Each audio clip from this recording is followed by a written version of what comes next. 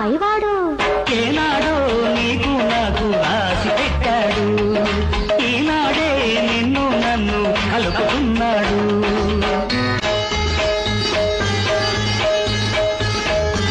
వయసు వచ్చి మనసు నాకు ఇచ్చిపోయింది, మనసు పడితే మనసు నీకే ఇచ్చిపోమంది.